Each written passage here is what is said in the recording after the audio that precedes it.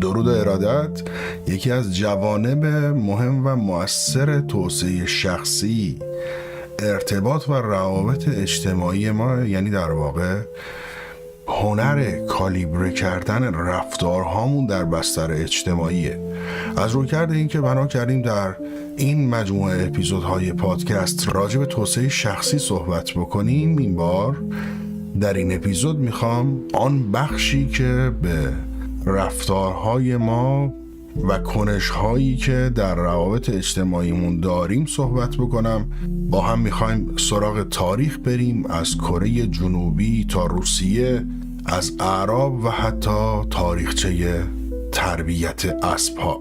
توی اپیزود قبل از نظم صحبت کردیم که اگر نشنیدی پیشنهاد میکنم حتما بهش گوش بدی و این بار میخوایم بریم سراغ هنر مدیریت روابط دوستانه و اجتماعی خودمون. من سینا ابراهیمی هستم، به پادکست سیراب خوش آمدید.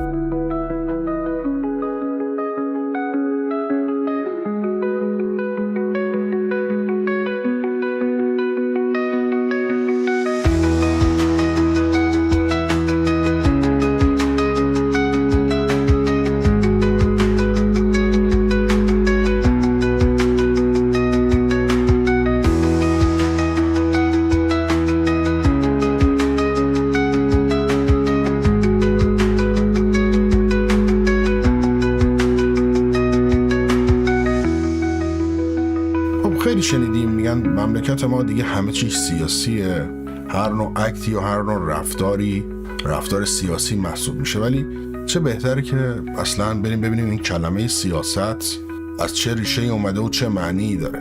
به نظرم میاد که برداشت عمومی از تعریف رفتار سیاسی و یک شخص سیاستمدار اصطلاحاً یا سیاس دقیق و کامل نیست. در واقع سیاست در اصل از واژه عربی سیاست میاد و ریشه اون ساس یا یسوسه. در عربی کهن ساسه به معنی تربیت کردن، اداره کردن، تدبیر امور نمودن معنا میشه و وقتی درباره حیوانات به کار میرفت منظور رام کردن و نگهداری و عمدتاً پرورش اسب بود. این اصطلاح عمدتاً برای تربیت، رام کردن و نگهداری اسب و پرورش اسب استفاده میشد. سائس به کسی میگفتن که کار آموزش و تیمار اسب رو به عهده میگرفت. سائس همون مربی یا نگهدارنده اسبه. از همین مفهوم رام کردن و هدایت کم کم معنای اداره و تدبیر امور مردم و کشور هم شکل گرفت که واژه سیاست پدید اومد. یعنی در واقع واژه سیاست به معنی هنر یا عمل هدایت جامعه، چنان که سائس اسب را هدایت می کند است. و یک شخص سیاس یا یک شخص سائس در واقع دارای هنر و توانایی مدیریت هدایت برای تربیت و رام کردن است. یعنی شما رفتاری رو در مقابل مخاطب روبروت و اجتماعی که باش ارتباط داری میکنی که موجب رام کردن اونها تو گویی، یعنی راضی نگه داشتنشون تا مادامی که منافع مشترکی دارید خواهد بود و این منافع تا جایی که میشه با هم تداخل پیدا نکنند. پس نه به معنای دروغ است، نه به معنای حقه، نه به معنای منفی که عمدتاً استنباط میکنیم، چرا که از رفتارهای سیاستگرهامون اینها رو میبینیم و واقعیت امر این است که سیاست امری هنرمندانه است و مدیریت و مدبر بودن رو تقویت میکنه. خب این تعریف رو پس با هم در نظرمون داشته باشیم و بذاریمش کنار که پس شما باید این توانایی رو داشته باشی تا توی یک اجتماع بتونی روابط اجتماعی تو به نحو احسن کالیبره بکنی. خب چگونه این کار رو بکنی و چگونه اسب سرکش روابط اجتماعیمون رو تبدیل بکنیم به دوستی نزدیک، همراه و حمایتگر. برای این کار خوبه که این روزها هم که موضوعیت روسیه ترنده بریم سراغ تاریخ روسیه و بعد یه سری میزنیم به تاریخ کره جنوبی. حرف تاریخی نمیخوام بزنم، کلا حرف خیلی کلی نمیخوام بزنم. میخوام بگم که وقتی شما تاریخ رو مطالعه میکنی یا هر موضوع و منبعی رو مورد بررسی و مطالعه قرار میدی، میتونی برداشت‌های شخصی، میتونی برداشت‌های متفاوت و خاصی برای خودت ازش دریافت بکنی و کارکردهایی ازش بگیری. هدف من هم اینجا همین است. نمیخوام گزارشی از کتاب بدم، گزارشی از تاریخ بدم یا از این موضوع. صرفاً دید خودم و نظر خودم و مدلی که من راجع به این موضوعاتی که اینجا مطرح میکنم و منابعی که مطالعه کردم و میکنم رو با دیدگاه خودم و با نوع برداشت شخصی خودم میخوام انعکاس بدم و در اختیار شما بذارم که موجب بشه که این روشی متفاوت فکر کردن رو در مقابل اطلاعات و دیتا قرار بگیری، تجربه بکنی و اتفاقا شروع کنی که تمرین کنی، پرکتیس کنی و شاید برات دستاوردهای متفاوتی داشته باشه. از این رو کرد باید بریم سراغ انقلاب اکتبر 1917 و شروع حکومت سوسیالیستی توی روسیه که میشه اون موقع به واقع اتحاد شوروی. یک شاخه رادیکالی اون موقع به وجود اومد. یه حزب سوسیال دموکراتی روسیه به رهبری ولادیمیر لنین داشت که بهش میگفتن بولشویک‌ها که اوایل قرن 20 بودن، بعد از سرنگونی تزارا و ایجاد حکومت سوسیالیستی قدرت رو به دست گرفتن و هسته اصلی اتحاد جماهیر شوروی بودن. خب سیاستشون هم مالکیت دولتی، حذف سرمایه‌داران و تمرکز اقتصاد در دست دولت. من به این موضوع کاری ندارم. یه خاصیتی داشتن، یه ویژگی بولشویک‌ها داشتن. تا امروز روزم که الان ما روسیه رو داریم، این شاخه و این نوع فکر همچنان در روسیه میزانی قدرت داره. یک معنای مهمی که توش هست برام اینه که اینها نزدیک به هسته قدرت و خیلی وفادار به هسته قدرت بودن. یعنی تو گویی که اینها، من تمام جوانب دیگه رو الان مورد نظرم نیست که راجع به صحبت کنم و میخوام راجع به جنبه مهمی صحبت کنم و مشخصا اون جنبه وفاداریشونه. اینها فارغ از تمام جوانب دیگه، صلاح مملکت است، صلاح مردم است، صلاح خودشان چیست، فارغ از همه اینها تا پای جان از ایده و رویه فکریشون حاضرن دفاع کنن بولشویک‌ها. پس بیایم بگیم که یه دسته از مردمانی هستند که اگر باورمند شوند حاضرن حتی جونشون رو هم در راستای اون باور بدن. در مقابل اما اولیگارش ها رو بعد از فروپاشی شوروی تو دهه 90 ما در تاریخ روسیه میبینیم که اینا با خصوصی سازی سریع دارایی‌های دولتی، گروهی از بازرگانان و نزدیکان سیاسی ثروت عظیمی کسب کردن. اولا شبکه‌ای از سرمایه‌داران که فوق ثروتمند شدن و نفوذ زیادی هم بر سیاست و اقتصاد روسیه دارن. نقطه مقابل ایدئولوژی برابرخواهانه بولشویک‌ها یا اولیگارش‌ها. یه خاصیتی که انسان داره اینه که خیلی براش مهمه که منافعش رو دنبال بکنه و در این حال خیلی ترجیح میده که برای دنبال کردن و محقق کردن و برقرار کردن این منافع مسئولیتی بر عهده نگیره، مشخصا به لحاظ اجتماعی. یعنی برای ما انسان ها به نسبت ضد ارزش است که برویم و منافع خودمون رو دنبال بکنیم و با مطرح کردن و پذیرفتن مسئولیت این که منافعم رو دنبال میکنم صحه بذاریم که من یک شخصگرا هستم و منافع فردیم برام مهمه. مخصوصا قشر مرفه، مخصوصا اقشاری که منافعشون انقدر بزرگ هست که میتونه در مقابل منافع تعداد زیادی آدم قرار بگیره. پس این روحیه انسان در قبال محقق شدن خواسته هاش بدون پذیرفتن مسئولیت رو هم توی ذهنمون داشته باشیم. اینجا چیه؟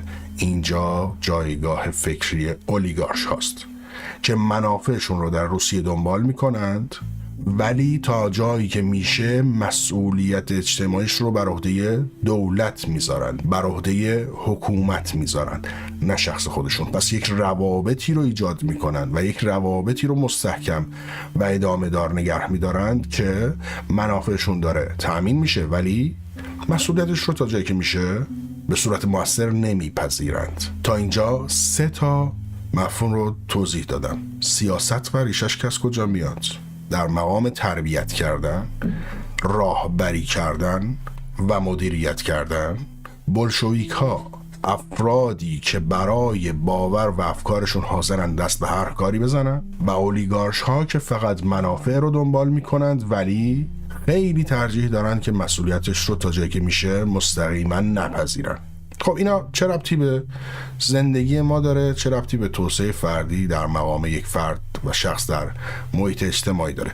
با من همراه باش تا بریم این پازل هایی که و مفاهیمی که حرفش رو زدیم یه جوری به هم بچسبونیم و پای کره جنوبی هم میاد وسط.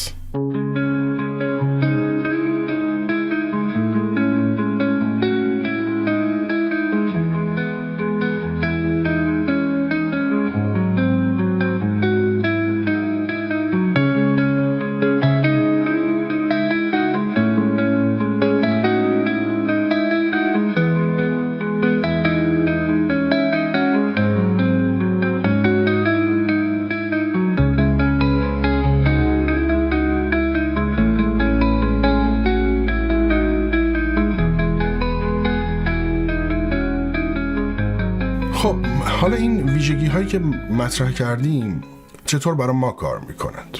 ببینید، بیایم بگیم ما یک دایره از روابط اجتماعی داریم، دایره نزدیک داریم، دایره با فاصله بیشتر داریم. ما چندین لایه دایره روابط اجتماعی داریم تا دورترین لایه‌اش کسایی که مثلا در محیط جغرافیایی ما زندگی میکنن یا در حد یه سلام علیک با هم یا هم محله ایم با هم یا از این دست. ما مشخصاً لایه های مختلفی از روابط اجتماعی داریم، دایره نزدیکان ما تا دورترین دایره. خب ما پس توی روابط اجتماعیمون یه بولشویک هایی داریم. این بولشویک ها کیا هستن؟ مثل مادرمون، مثل خانواده درجه یکمون، مثل پدرمون. اینها بیواسطه ما رو دوست دارن، فارغ از نتیجه ما رو دوست دارن، فارغ از دستاورد یا کارکرد ما رو دوست دارن. اینها انگار به ما باور دارن، به خود ما باور دارن. این دوست داشتن رو در مقام باور بولشویکی در نظر بگیرید که از دایره فامیل درجه یک شروع میشه و به نسبت اصطلاحاً پاپیولار بودن یا محبوب بودن شما میتونی گسترش پیدا بکنه و گسترده بشه، که خیلی خوبه که شما بتونی اینو گسترش بدی و گسترده ترش بکنی. یه سری افراد و یه سری نزدیکان و یه سری روابطی رو سازماندهی بکنی که در واقع دوستدار وفادار تو باشند.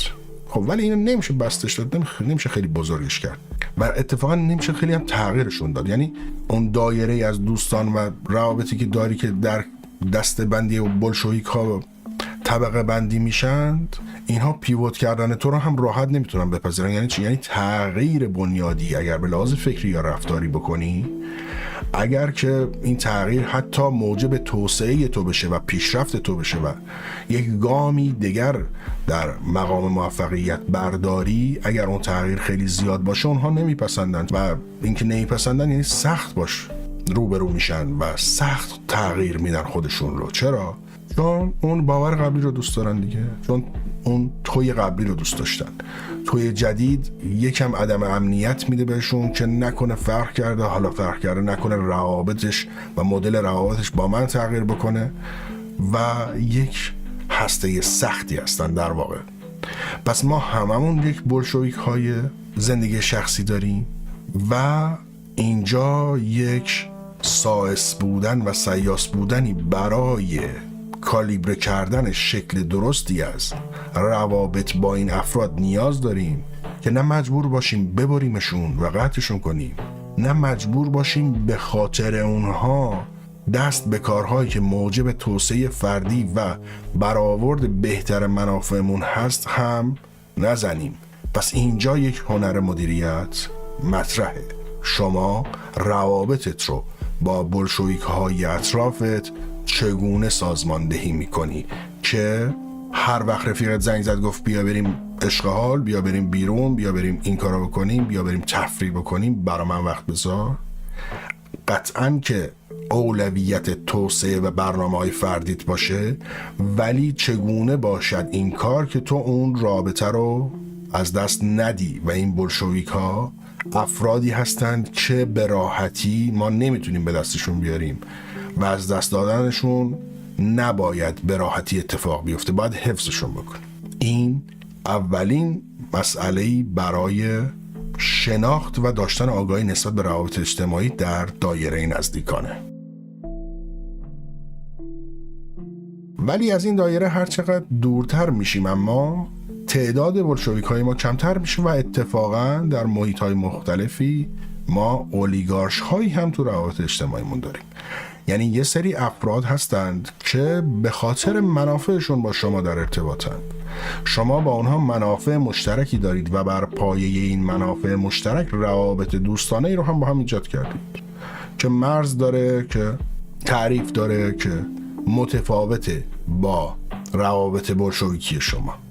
خب این اولیگارش ها همونطور که تو تعریف اولش گفتم از آن دست مردمانند که منافعشون رو ترجیح میدن محقق کنند و اتفاقا تا جایی که میشه مسئولیتش رو به طرف مقابل در رابطه بسپرن.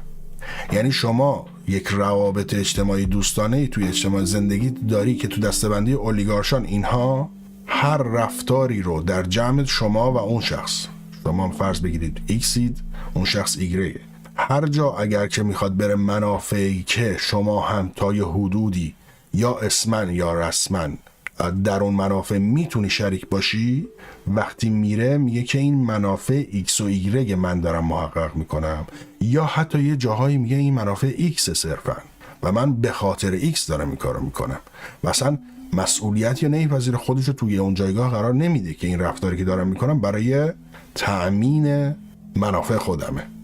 خب عمدتا ما کاری که میکنیم اینه که وقتی با این نوع افراد روبرو میشیم و توی این موقعیت قرار میگیریم که به اسم ما از منافع خودش دفاع کرده یا برای محقق کردن منافع خودش از اعتبار ما استفاده کرده، سریعا وارد یک رفتارهای پرخاشگرایانه میشیم و رسما اعلام جنگ میکنیم، گاهن موجب قطع این رابطه میشه.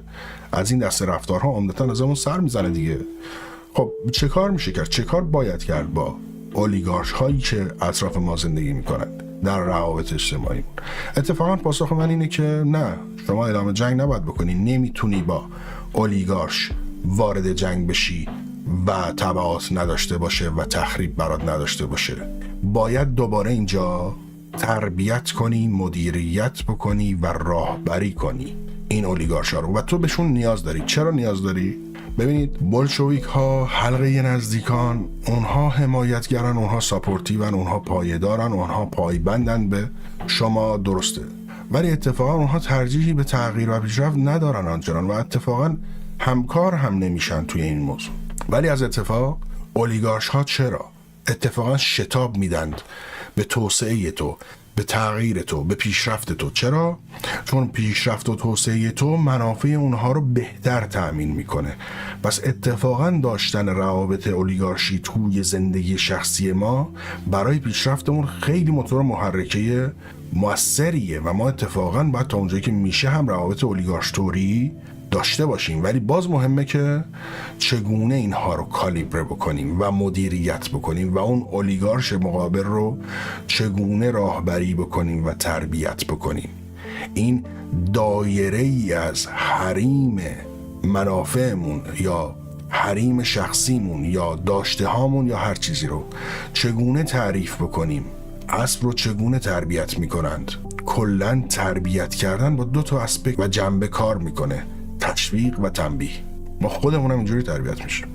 شما با روابط اجتماعی هم با همین فرمت تشویقی و تنبیهی کنترل شده چیکار کنی؟ موضوعات رو خیلی شفاف بکنی و اتفاقا اون اولیگارش ها رو هم باید داشته باشی. چرا؟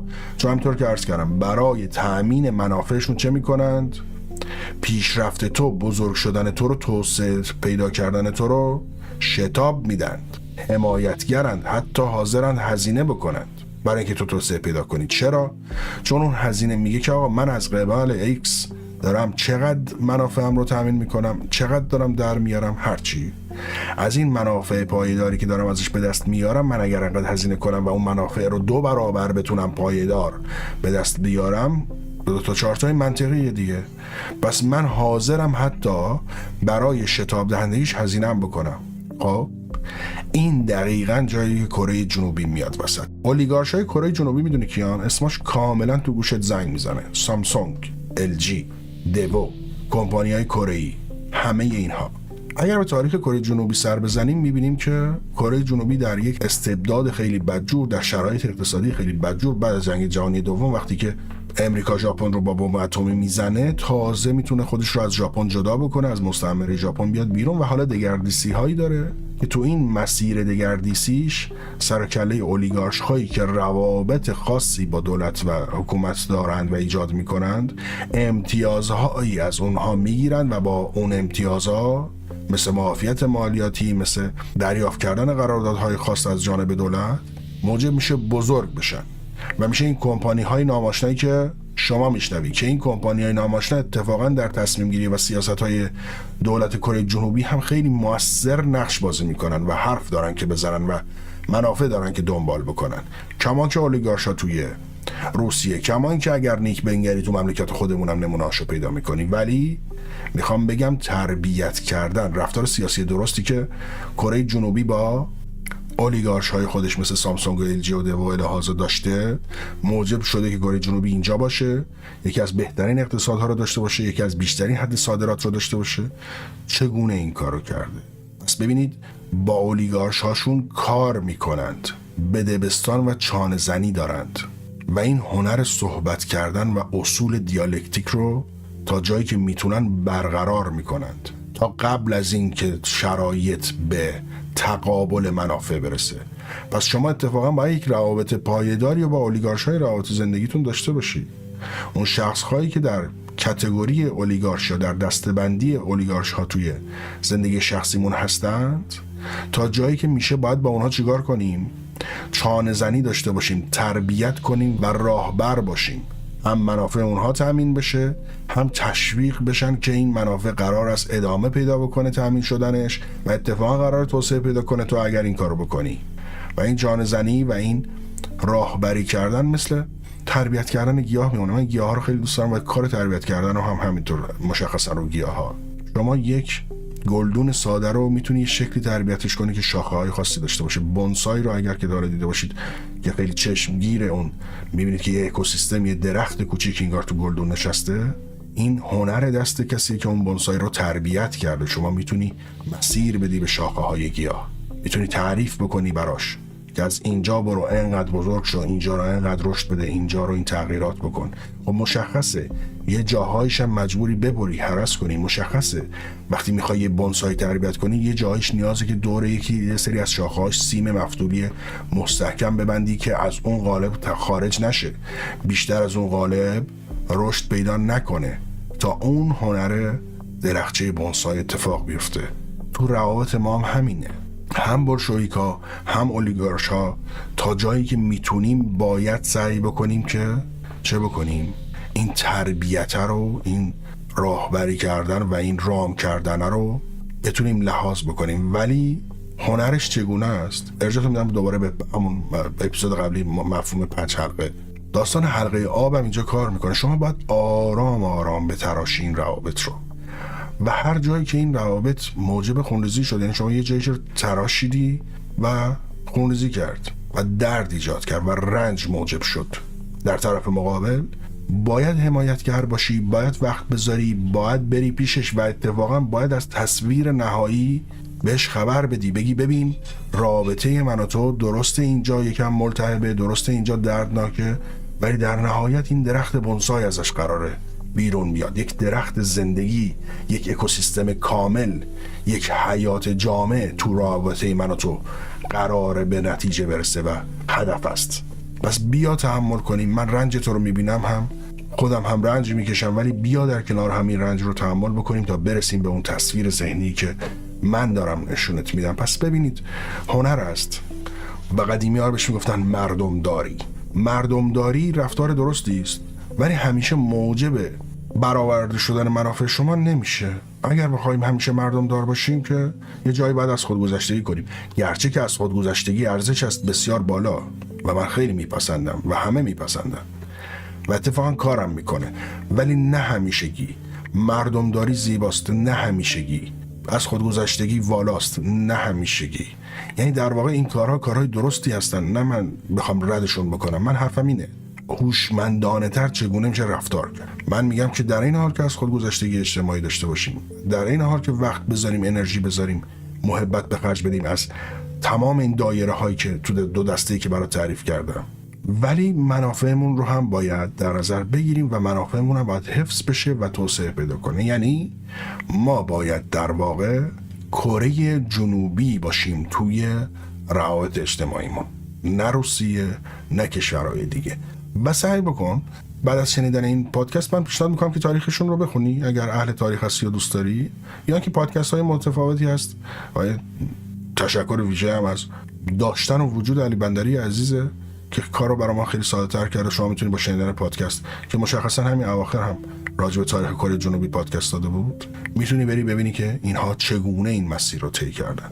و اتفاقا حرف من اینه، این که من تاریخ رو دوست دارم برم تاریخ رو بخونم و با خوندن تاریخ و فهم تاریخ چیزایی یاد بگیرم سر جاشه، ولی اون یک مقیاس بزرگ است. وقتی تاریخ یه اقلیمی رو و یه مملکتی یا یه حکومتی رو، یه مردمانی رو میخونی، اون یه اکوسیستم خیلی بزرگه و اتفاقا تو این رو میتونی داون سایز کنی، میتونی کوچیک بکنی و میتونی جوانبش رو منطبق بکنی در روابط زندگی خودت و این اکوسیستم کوچیکی که برای خودت داری رو از اون درس ها بیای و درش لحاظ بکنی، استفاده بکنی. کاری بود که تو این اپیزود تلاش داشتم خدمت شما منعکس بکنم که شاید این حرفا براتون کاربرد داشته باشه و موثر باشه. و اتفاقا این نوع تفکر در برخورد با تاریخ بیشتر برام مهم بود که در انتها دارم خدمتتون عرض میکنم که بیایم با اطلاعات بزرگی که در مقام تاریخ است، در مقام هر کدام از علوم است، به دست میاد، یک برداشت شخصی، یک برداشت منظور یک کارکرد شخصی هم ازش بگیریم. بیایم بگیم که چگونه میشود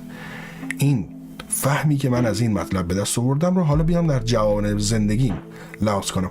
من توی اپیزود قبلم، حالا من ارجاع میدم اونجا، توی اپیزود قبلم راجع به این صحبت کردم که شما باید مطالعه داشته باشی قطعا، ولی مطالعه تو اون مسیری که لازم داری، تو اون مفهومی که کار میکنه برای موفقیتت و نگاه برخورد کردنت با این جوانب، حتی مثل جوانب تاریخی هم باید هوشمندانه حواست باشه که چگونه اینها رو منطبق کنی و کالیبره بکنی که برای توسعه خودت و رسیدن به اهدافت برات موثر باشه، نه صرفاً زنگ تفریحی باشه یا سرگرمی باشه در اوقات فراغتت.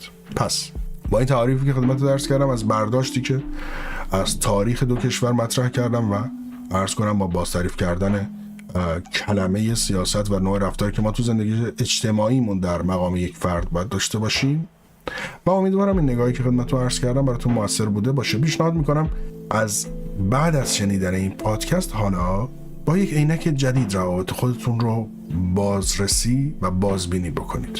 ببینید اولیگارش های اطرافتون کیان، جدیشون بگیرید. اینها شتاب دهنده میتونن باشند برای پیشرفت تو. و این نکته رو در انتها بگم، اگر اولیگارشی دور و برت داری و به تو شتاب نمیده برای پیشرفتت، مدل رفتاری که با اون اولیگارش توسعه دادی غلطه ها.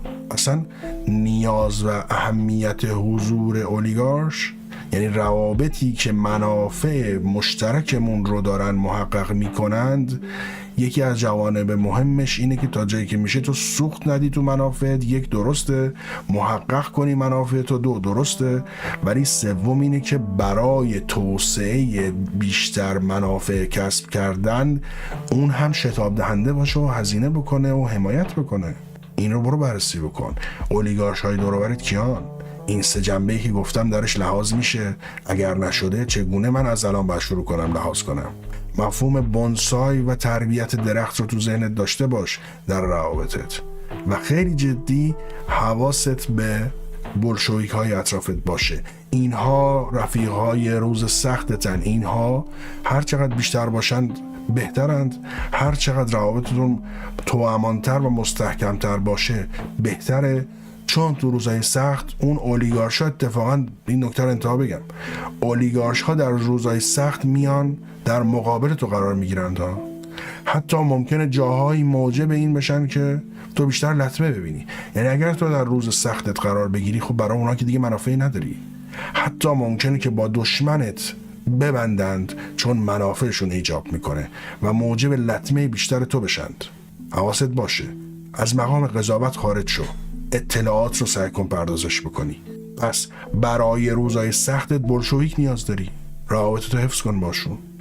و حواست باشه روزهای سختت به گوش اولیگارشات نرسه، چون برای حفظ منابعشون و منافعشون ممکنه روزا برای تو سخت‌تر بکنند. پس تو با اولیگارشات همیشه باید در بهترین خودت، در بهترین ارائه و حالت خودت باشی و نباید اینها در دایره خیلی نزدیکی با تو قرار بگیرند و تمام اطلاعات تو رو داشته باشند، چرا که روزی که منافعشون برقرار نبود و روز سخت تو بود، اینها از همون اطلاعات داخلی تو میتونن استفاده بکنند و با رقیب تو ببندن و این اطلاعات رو به رقیب تو برسونند و لطمه رو چند صد برابر برای تو بزرگتر بکنند. و اصلا داستان اخلاقی و غیر اخلاقی این حرفا نیست، منافعشون اینه و این رفتاریه که انسان ها میکنن. و دو، مسئولیت رو هم سعی کن حواست باشه همیشه مدیریت بکنی، این گونه نباشد منافع دیگری رو برآورده کنی، مسئولیتش رو تو بپذیری و در روزهای سختش مسئولیت برگردن تو و جوابگویی برای توست و اونی که الان دیگه منافع براش تأمین نمی کنی اتفاقا در مقابل تو قرار میگیره. تو مسئولیت کاری که برای اون کردی رو داری تو اون میدی، اون مقابل توست و داره این تاوان رو برات سنگین تر میکنه. ببین این اشتباهات رو ما الان امروزه هم داریم دور و برمون توی مملکت خودمون، توی سیستم حکومتی خودمون داریم میبینیم، در کشورهای دیگه هم میبینیم، در آدمای دیگه هم میبینیم. شاید تو زندگی شخصیمون الان اگر از این پولارایز و زاویه نگاه بکنیم خودمون هم این کار رو کردیم. پس دانش است، با دریافت این دانش و این آگاهی سعی کن که به شکل درستی سیاست به خرج بدی توی روابط اجتماعیت که بازی همچنان و همواره برد باشه. خب در انتهای این عرایض راجع به پرزنت کردن و ارائه خودت به اولیگارشا حرف زدم. در اولین فرصت اگر عمری به دست داد و حوصله بود راجع به این جنبه هم ترجیح میدم که صحبت کنم. شما تو اجتماع چگونه ظاهر میشی؟ از پوششت، از تیپت بگیر، از نوع راه رفتنت، از اینکه تو کدوم کلاب قرار میگیری، در کدوم از دسته این مردمان قرار میگیری، از نوع برخوردت، از رفتارت و تمام این جنبه های مختلف که ویترین بیرونی تو رو نشون میده. شاید توی اپیزود دیگر سر به فشن هم بزنیم.